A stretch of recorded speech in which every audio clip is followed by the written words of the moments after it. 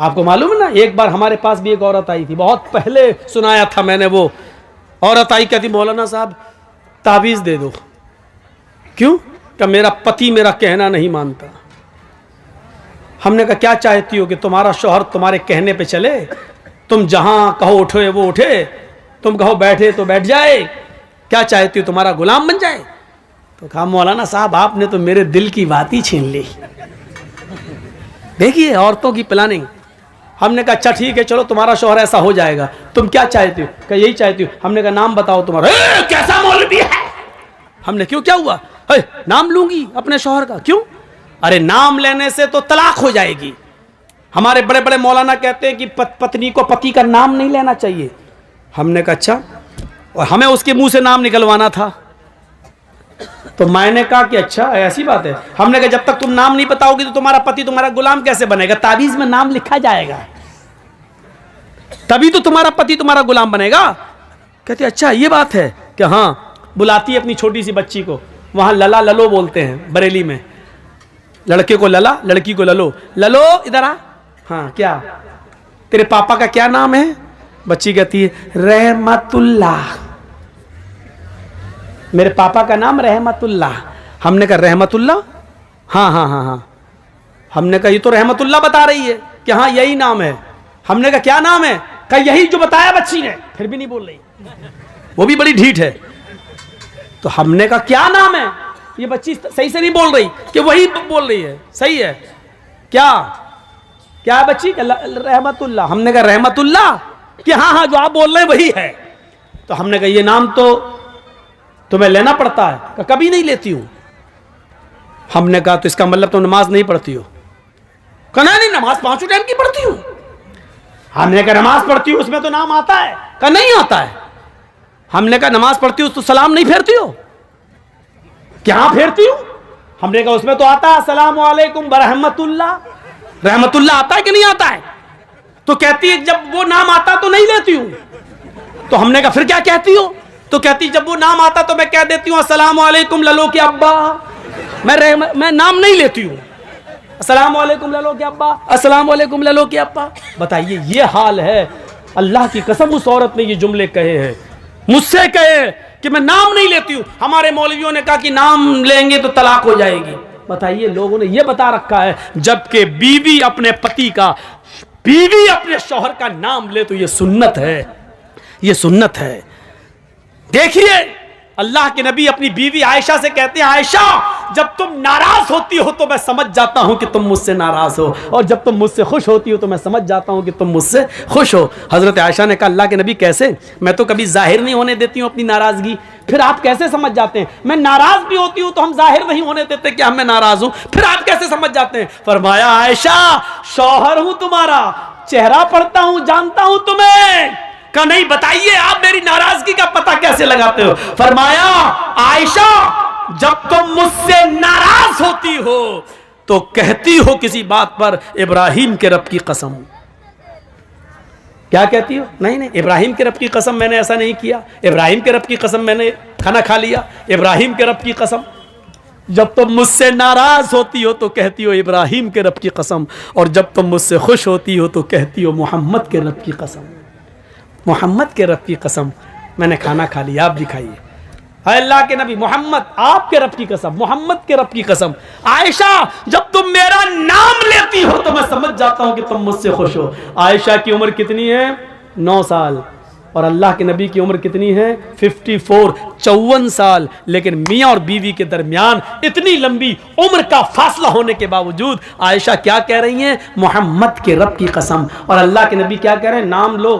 क्या कह रहे हैं? नाम नहीं लेना चाहिए हैं? मैं पति हूं। क्या कह रहे हैं? जब तुम मुझसे खुश होती हो तो मैं समझ जाता हूं कि खुश हो, क्योंकि तुम कहती हो मोहम्मद के रब की कसम। यानी बीवी जब अपने पति का नाम ले तो ये मोहब्बत की अलामत है, मोहब्बत की अलामत है। मैं तो कहता हूं कि नाम लेना चाहिए, हर औरत को नाम लेना चाहिए। कुछ जाहिल औरतें क्या कहती हैं? बच्चे का नाम है फरीद तो अपने पति को बुलाएंगी, आदमी का नाम है सलीम तो ये सलीम नहीं, ए फरीद के पापा सुनो।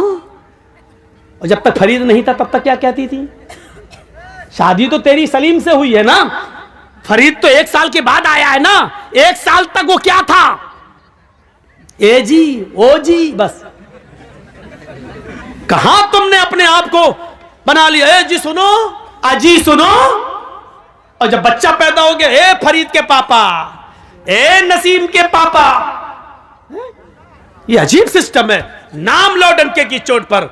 तो मेरे भाइयों, हजरत फातिमा ने भी क्या कहा था, आए अली, जब मेरा इंतकाल हो जाए तो मुझे रात की तारीकी में इशा के बाद मुझे कब्रिस्तान ले जाना दफनाने के लिए, दिन के उजाले में नहीं। फातिमा ने नाम लिया, अली जब मेरा इंतकाल हो जाए तो दिन के उजाले में मुझे दफन मत करना, कब्रिस्तान मुझे इशा के बाद ले जाना। फरमाया, फातिमा ऐसा क्यों कह रही हो? अगर तुम्हारा इंतकाल फजर के बाद हो जाए तो क्या मैं इशा के बाद ले जाऊं? तुम्हारे नबी ने, तुम्हारे अब्बू ने तो कहा मैयत को जल्दी कब्रिस्तान ले जाओ। कहा सब कुछ ठीक है, लेकिन मुझे रात में कब्र में ले जाना, रात में दफनाना। कहा क्यों? कहा अली, मैं नहीं चाहती हूं कि मेरे मुर्दा जिस्म पर पड़े हुए कफन पर भी किसी गैर मर्द की नजर पड़े। उकिल तो जहन्नम कयामत के दिन जहन्नम खींच कर लाई जाएगी। जहन्नम के अंदर 70,000 लगामें पड़ी होंगी और जहन्नम को खींच कर लाया जाएगा। जब जहन्नम को खींच कर लाया जाएगा, जहन्नम चीख रही होगी। और सुनो, हाँ सुनो, कुरान सुनने के लिए बुलाया, हदीस सुनने के लिए जर्जीस को दावत दी, तो सुनो, हाँ सुनो। जहन्नम जब खींच कर लाई जाएगी, अल्लाह कहेगा, ऐ जहन्नम क्या चाहती है? जहन्नम चीखेगी और कहेगी, उकिल तु बिसलास, आय अल्लाह मेरे अंदर 3 किस्म के लोगों को पहले डाल, 3 गुनाहगारों को मेरे अंदर पहले डाल। अल्लाह कहेगा, ऐ जहन्नम बता तेरे अंदर 3 कौन से गुनाहगारों को डालो?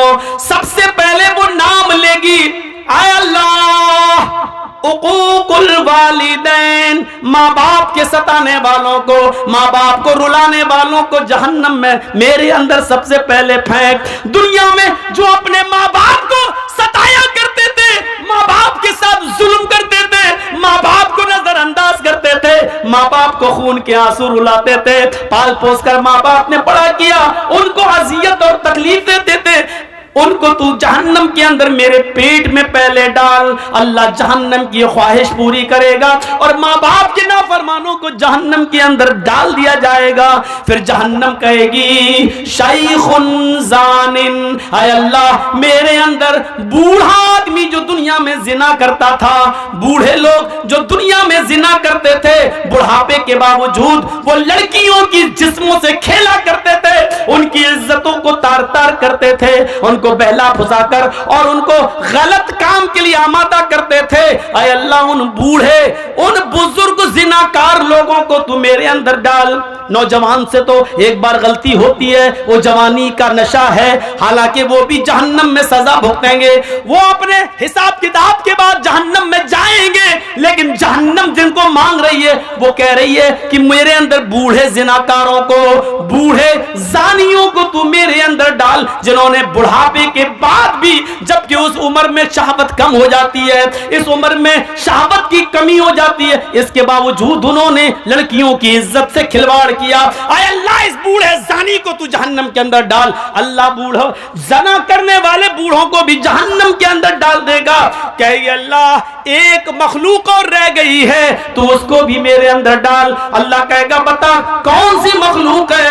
अल मुसव्विरून, जहन्नम चीख कर कहेगी, तस्वीर बनाने वालों को, तस्वीर खींचने वालों को, फोटो बनाने वालों, फोटो खींचने वालों को अल्लाह जहन्नम मुतालबा करेगी, जहन्नम पूछेगी, जहन्नम अल्लाह से मांगेगी और अल्लाह जहन्नम की फरियाद पूरी करेगा और जहन्नम में इन तस्वीर बनाने वालों को, तस्वीर खींचने वालों को भी डाल दिया जाएगा।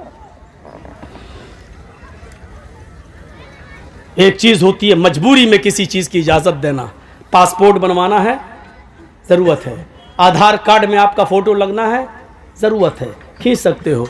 बैंक में पासबुक के अंदर और बैंक में आपका फोटो लगना है, आप दे सकते हैं। ड्राइविंग लाइसेंस में आपका फोटो लगेगा, आप दे सकते हैं।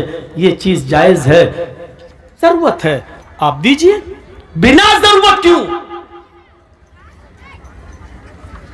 एक आदमी वीडियो में किसी की तकरीर रिकॉर्ड करता है, लेकिन अपने पास रखने के लिए तो गलत है, लेकिन उसको आम करता है और जाहिर करता है और दूसरी जगह पहुंचाता है तो एक जरूरत है, क्योंकि ये तकरीर आज जिक्रा में हो रही है तो जाहिर है कि इसको यूपी और बिहार और उड़ीसा वाले नहीं सुन पा रहे हैं। अब वो चाहता है कि ये तकरीर जो जिक्रा में हुई पूरा हिंदुस्तान सुने, पूरी दुनिया सुने, और उसको नश्र करके दूसरी जगह पहुंचा रहा है। तो ऐसी जगह पर उसकी वीडियो बनाकर तकरीर की गर्ज से डाला जा सकता है। सहाबा ने कुर्बानियां क्यों दी हैं, अपनी जानें क्यों दी हैं, इसको सोचिए।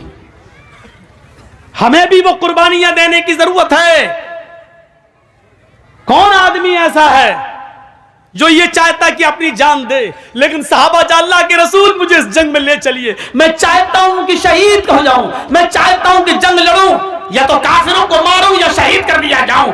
अल्लाह के नबी उनको कबूल कर रहे हैं, ले रहे हैं, और वो जा रहे हैं और लड़ रहे हैं और शहीद हो रहे हैं। क्यों? क्योंकि अल्लाह के नबी ने फरमाया शहीद जब कत्ल किया जाता है, उसके खून का पहला कतरा जब जमीन पर गिरता है तो अल्लाह उसके सारे गुनाह को माफ कर देता है। शहीद कयामत के दिन जब अपनी कब्र से उठेगा तो उन्हीं कपड़ों में उठेगा जिन कपड़ों में वो शहीद हुआ है, और उसी जगह से उसका खून बह रहा होगा, टपक रहा होगा, जिस जगह खंजर, जिस जगह तलवार या जिस जगह गोली लगी है। इस हाल में उठेगा कि उसके जिस्म से खून गिर रहा होगा।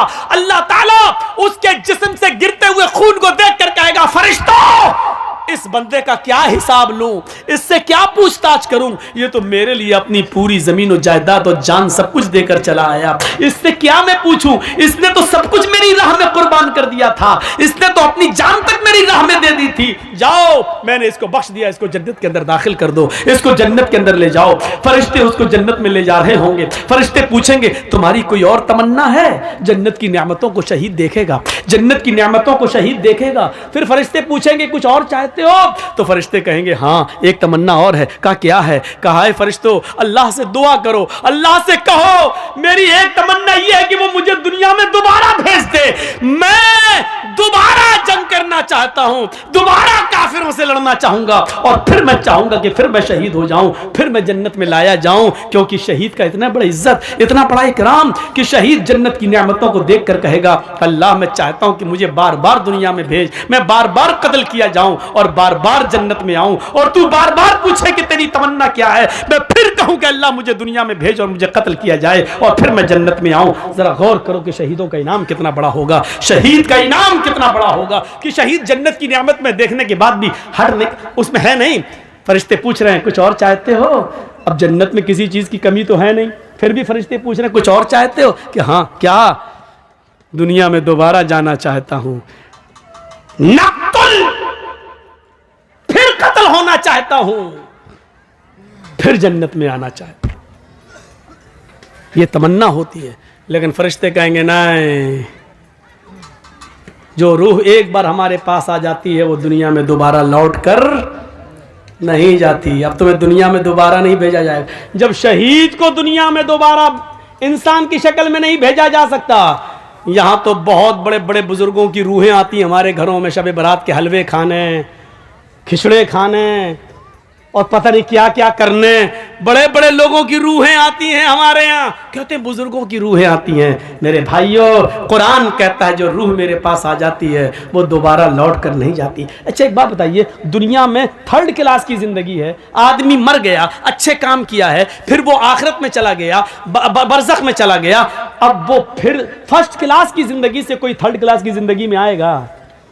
मौलाना जर्जिस बहुत अच्छे नेक अमल किए, अब हम मर गए, अब हम मरने के बाद अल्लाह ने मुझे आला इल्लीन के अंदर मेरी रूह को दाखिल कर दिया, अब हम दुनिया में दोबारा आना चाहेंगे, उन नेमतों को छोड़कर दुनिया में हम दोबारा आएंगे, फिर फायदा क्या है? दुनिया की थर्ड क्लास की जिंदगी को छोड़कर हम फर्स्ट क्लास में अच्छी जिंदगी में गए हैं, फिर हम दुनिया में क्यों आना चाहेंगे? मेरे भाइयों, जो बुजुर्ग दुनिया की जिंदगी में अमल करके अल्लाह को प्यारे हो गए हैं, वो अल्लाह के पास से लौटकर दुनिया में दोबारा क्यों आना चाहेंगे? इतनी मोटी सी बात हमारी आपकी अकल में नहीं आती है। मेरे भाइयों, जिस आपके जिक्रा गांव के अंदर अगर मुझे पकड़ के मारा जाए, ठूसा जाए, अच्छा कमीने पिछली साल तू क्यों नहीं आया था, है बोल, ये अब पकड़ के कोई हमें बांध के मारे, फिर दोबारा हम जिक्रा गांव में प्रोग्राम देंगे? कभी नहीं देंगे। एक बार जो आदमी हम मार खा चुका हो, दोबारा क्यों वो उस गांव में प्रोग्राम देगा? मेरे भाइयों, जो आदमी दुनिया में मुसीबतें बर्दाश्त करके, नेक अमल करके, फजर की नमाजों में सर्दियों वादियों में उठकर तकलीफें बर्दाश्त करके उसने अच्छी जिंदगी पाई हो, इल्लीन के अंदर मकाम पाया हो, जन्नत की खिड़की उसके लिए खोल दी गई हो, फिर वो दुनिया में दोबारा उससे कहा जाए चले तो दोबारा क्यों आएगा? फिर हम क्यों जाएं और अमल करें? फिर क्यों हम नमाजें पढ़ने के लिए जाएं? हमें अल्लाह ने जब ये इनाम दे दिया तो हम दुनिया में क्यों जाएं? मेरे भाइयों, फिर वो दुनिया में दोबारा तकलीफ उठाने के लिए क्यों आएगा? इतनी मोटी सी बात हमें और आपको समझना चाहिए। और यही बात हम बड़े प्यार से कहते हैं तो हमारे भाई कहते हैं ओह ये आ गया मौलवी, जिसने इसकी तकरीर सुनी काफिर, इन दौर से निकलो। उत्तर प्रदेश के अंदर यही तो गेम खेला जा रहा है, लड़ो और लड़ाओ, मुसलमानों को आपस में बांटो। इलेक्शन के मौके पर इसको मंत्र पढ़वाया गया, क्यों जानते हो? मकसद सिर्फ जितेंद्र त्यागी नहीं है, मकसद है पूरा शिया समुदाय को अलग करना और सुन्नियों को अलग करना। ये दोनों अलग हो गए और शियों के वोट अगर बीजेपी को मिल गए तो बस बीजेपी 2022 के चुनाव में फिर आ रही है यूपी के अंदर। ये मकसद है। वरना ऐन चुनाव के मौके पर जो आदमी बाबरी मस्जिद से लेकर अब तक हमेशा विरोध करता आया हो मुसलमानों का, कुरान का, इस्लाम का, वो इलेक्शन के मौके पर किसी मंदिर पे जाकर धर्म क्यों चेंज कर रहा है? कर नहीं रहा है, ये बीजेपी के इशारे पर कराया गया है। ऐसे मौके पर करो ताकि हमें फायदा हो, चुनावी फायदा पहुंचाओ। मेरे भाइयों, ये होगा। दुआ करो इसका भी वही हश्र हो जो सलमान रश्दी का हुआ है, इसका भी वही हश्र हो जो तस्लीमा नसरीन का हुआ है। आपको मालूम है कुरान के ऊपर जिन लोगों ने एतराज़ात किए उनका हश्र क्या हुआ? तस्लीमा नसरीन ने पहले लज्जा किताब लिखी, इस्लाम पर कीचड़ उछाला, दूसरे लोगों ने बड़ी इज्जत की, आओ आओ बहुत अच्छा काम किया। जो मुसलमान होकर इस्लाम में कीचड़ निकाल सकती है वो ईसाई बनकर क्या ईसाइयत में कीचड़ नहीं निकाल सकती है? जो अपनी अम्मा में गलती निकाल दे वो दूसरे की बनाई हुई मुंह बोली अम्मा में गलती क्यों नहीं निकालेगी? जो सगी मां में गलती निकाल सकती है वो सोतेली मां में गलती क्यों नहीं निकालेगी? तो मेरे भाइयों सोचो, जब उसने ईसाइयत में भी गलतियां निकाली तो उसको उधर से भी धक्के मार के भगा दिया गया। धोबी का गधा न घर का न घाट का। यही हाल सलमान रश्दी का हुआ, यही हाल तस्लीमा नसरीन का हुआ, यही हाल तारिक फतेह खान का हुआ और यही हाल इंशाअल्लाह जितेंद्र नारायण त्यागी का होगा। जब तक इनके बाप हैं जिंदा या हुकूमत में तब तक इसकी इज्जत है, और जब बाप ही नहीं रहेगा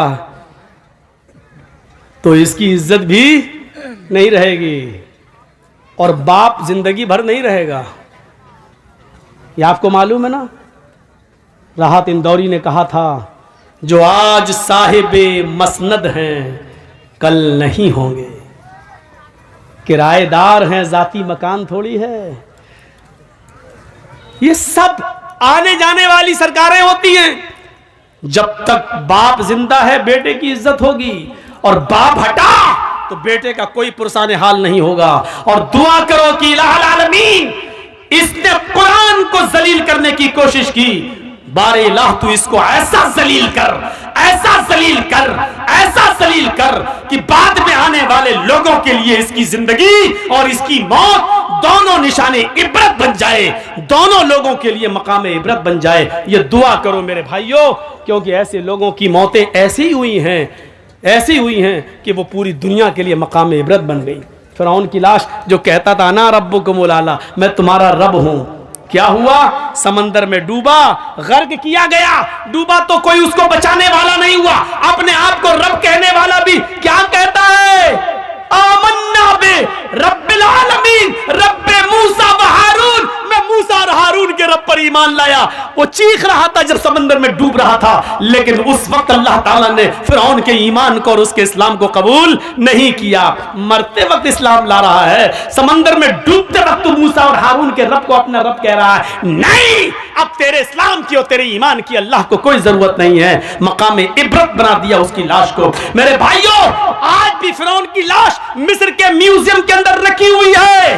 आज भी जमीन के किसी किसी टुकड़े के अंदर फिरौन की लाश को अगर दफनाओ तो जमीन निकाल के फेंक देती है, उसको एक्सेप्ट नहीं करती है। मेरे भाइयों, आज भी फिरौन की लाश को किसी समंदर में डालो तो समंदर उसको बहाता नहीं है, उसको बाहर फेंक देता है। आज भी फिरौन की लाश को समंदर एक्सेप्ट नहीं करता है और जमीन फिरौन की लाश को एक्सेप्ट नहीं करती है। अल्लाह ने फिरौन की लाश को दुनिया वालों के लिए मकाम इबरत बना दिया है। जितेंद्र नारायण त्यागी का भी यही हाल होगा। उसकी जिंदगी और उसकी मौत दोनों बाद में आने वाली नस्ल के लिए मकाम इबरत बनेगी। चले थे साहब कुरान बदलने, 26 आयतें निकाल कर दम लूंगा, कुरान को बदल के दिखाऊंगा, कुरान से 26 आयतें निकलवा के दिखाऊंगा। चले थे कुरान को बदलने, अल्लाह ने ऐसा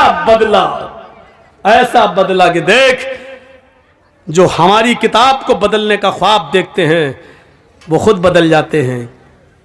और फिर वही चीज़ जो कल और परसों मैंने कही थी, वो जब पूजा करेगा तो फख्र करेगा मैं हिंदू हूँ, अग्नि की पूजा करेगा तो फख्र करेगा कि मैं हिंदू हूँ, चंदन लगाएगा, सब कुछ लगाएगा, सब कुछ करेगा, मूर्ति, लेकिन जब पेशाब करने बैठेगा तो उसको गुस्सा आएगा, कमबख्त, यहीं से मैं हिंदू नहीं हूँ।